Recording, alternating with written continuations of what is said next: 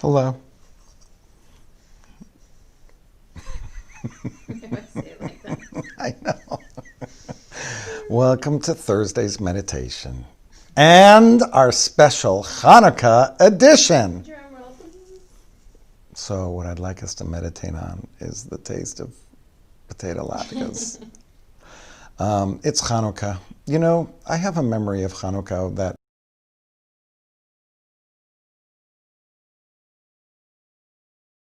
we would only do gifts on the first night. So that meant that all the gifts were like kind of out on that first night. Not that I hadn't gone into the attic of my parents' house and like kind of like seen what was there, but I would literally come home and just take my cat, put my cat in my lap, and just sit there staring at the presents. I'm not proud of this, but that is kind of a memory. And then the other memory I have is on the later in the week when there's so many candles on Chanukiah. There are different traditions and different families for that, but we all had our own. And of course, the colors had to be, you know, like every other color and all that. They had to be absolutely pristine. And again, with my cat, we would just sit there staring at the lights. She would just go, staring at the lights the entire time, wouldn't budge until all the lights went out. And those are just two of my Hanukkah memories from my childhood. Hanukkah is about bringing light into darkness. And we've been exploring that a little bit over the week, but really, you know, we were talking more about tonight being a night of leaps and trying to take the leap into something, just like the Maccabees took the leap to light that candle or light that oil that first night, not knowing if it was going to last for all 8 days. And so, you know, we started the week by talking about what leap do we need to take during this year. But tonight, I think it would do us good to think about the light that is within each of us and trying to find where that light exists. And when I say, where does that light exist? I think everybody has a different kind of light that they bring into the world. And it all comes down to something that is found through Bezalel, who is the artist that made the tabernacle. And when describing what Bezalel had, it's described, and all of the artisans, by the way, that worked on the tabernacle, that they had a ruach chokhmah, a spirit of wisdom. I think each of us has a spirit of wisdom. It's in a different place for each one of us. It could be artistic, it could be mathematical, it could be logical, it could be scientific, it could be emotional, it could be any number of subject matter. But what it comes down to is the place where you can bring your energy into the world that leads to something positive.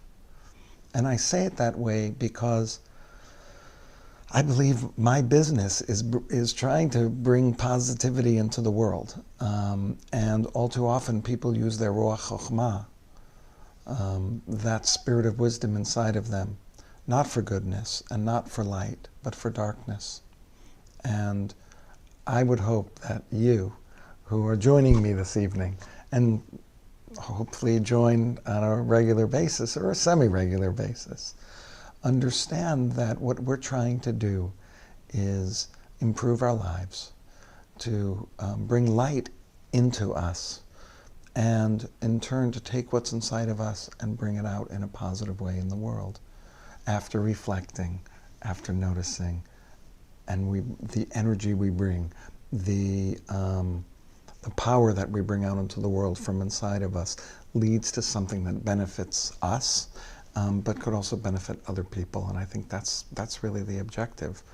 I remember when we were doing, when I was in this Jewish meditation program, they were talking about, well, you know, it's so passive to meditate. You're not really doing anything.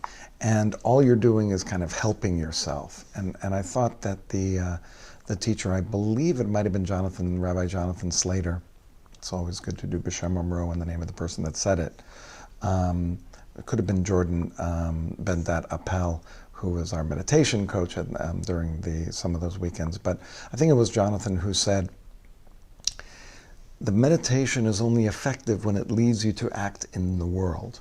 That you go inward to notice where you are and what you're feeling and what you're going through, only so that it enhances your life as you bring your energy into the world. So meditation isn't, oh, I want to retreat from the world and stay retreated. I need to retreat from the world to, in Hebrew, vayinafash, right? To refresh, to kind of turn myself around a little bit inside so that when I come out, I'm at a place that has given me kind of this rejuvenation and this feeling that, okay, I can take on whatever I need to take on.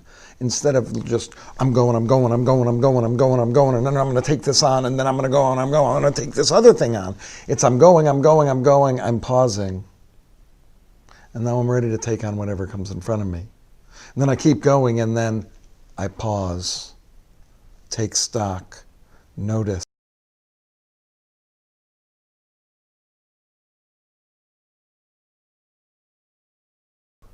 And then again, I'm ready to go back out and do what I need to do in the world. That was the most compelling argument that I heard, because it does feel like, oh, meditation you only do for yourself. And it is true. You do it for yourself so that you can turn around and bring the energy into the world.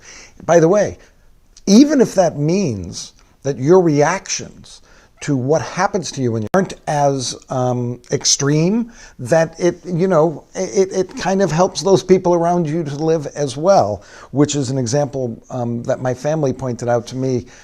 In September, there was something that happened that normally would have made me be pretty crazy and pretty nuts. And they're like, you seem really, really calm. And it was only weeks later that I realized maybe I'm really calm because we do this meditation every day and 4 days a week. I'm taking a half hour to really just set myself aside from everything else I'm doing. Come H or high water, we're here and doing this. So I just want us to understand that the symbols of Hanukkah, of bringing light into the world, that falls right into what we're doing. That we need to go inside, rejuvenate, fill ourselves with the light, and then bring that light back out. With that in mind, we're going to end a minute or so early because at 6:15 tonight, we're going to be lighting the Hanukkah candles on Zoom. If you aren't a member of Temple Manual and you're on this and you want to come to the Zoom, you could go to tebh.org/Hanukkah and you can join us for the Zoom call. It's free and it's open to everybody, but you have to have the Zoom link to get there, and we do have it on our website, and it's not hidden or anything like that. You don't need a password. So you can join us at 6:15 each night of Hanukkah. We're going to be lighting the candles together. So it's going to be nice. And it's going to be good because we'll have this meditation, and then we can just go right from here, and I can see all of you on Zoom. So let's get ourselves into our position of comfort and strength, so that we can meditate in a strong way. I don't know why. I'm not tired yet. I still yawn. This must have to do with oxygen. Maybe there's one of you who's a doctor could explain it to me.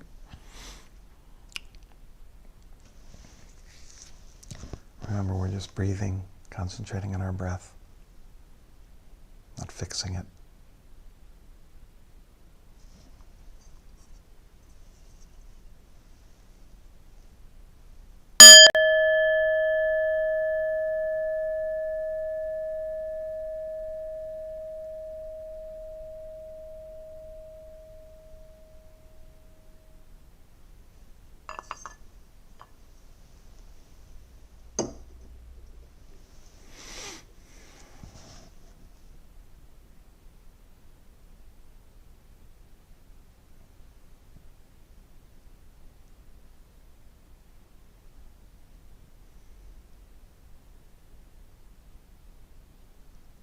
course, your mind will tend to take you away. Notice what you're thinking about and bring yourself back in love and kindness to your breath.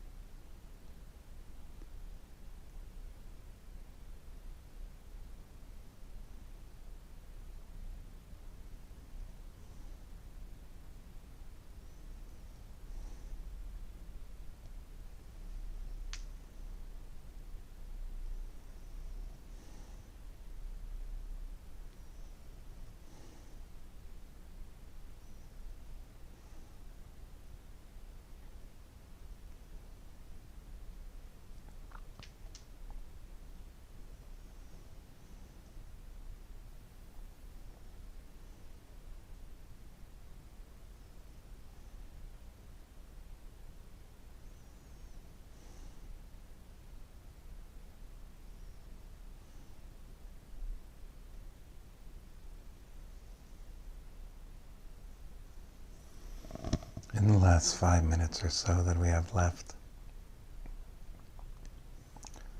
I invite us to ask for a couple of feelings. But I'm going to add one, so we have 3 tonight. Usually on Thursday evenings we say, may I feel joy, and may I feel wholeness. And certainly joy and wholeness are wonderful feelings for us to have as we begin Hanukkah. But let us ask for light. May I feel my light. May I feel my light. Even if you're not sure what your light is, to feel that warmth of your light. May I feel joy. May I feel whole. May I feel joyous. May I feel wholeness. May I feel my light. May I feel my light. May I feel joy. And may I feel whole. May I feel my light. In so many ways it seems like they all go back and forth. Joy leads to wholeness, which leads to finding your light. Finding your light leads to joy, and which gives wholeness. And finding how you are whole can make one feel joyous and for that light to shine forth. So one might say we look for our own wholeness so that the joy of our light, inner light, can shine forth into the world. If you'd like to invite someone and say it to them, you may do so. Have them placed in front of you and offer to them, may you find your light. May you feel joy. May you feel whole. May you feel joy and wholeness. May you feel joyous and whole. And may you feel your light. You can offer that to whoever it is that you'd like to be with you right now.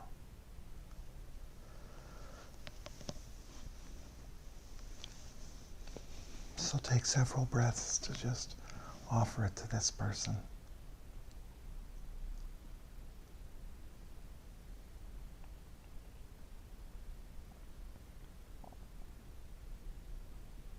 May you feel whole. May you feel joyous. May you feel your light.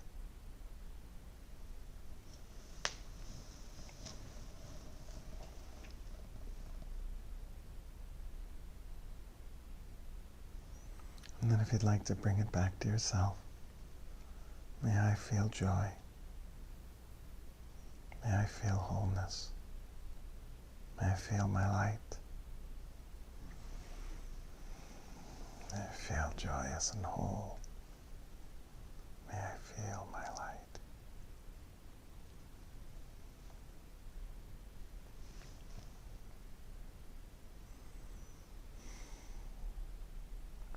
Try asking for those feelings for several more breaths.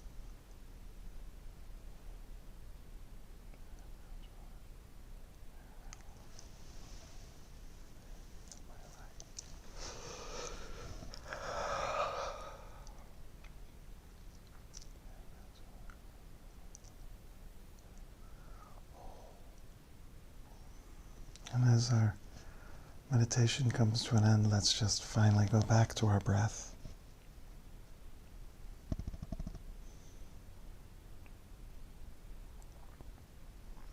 Go back to feeling our stomach fill with air, and then for the air to leave.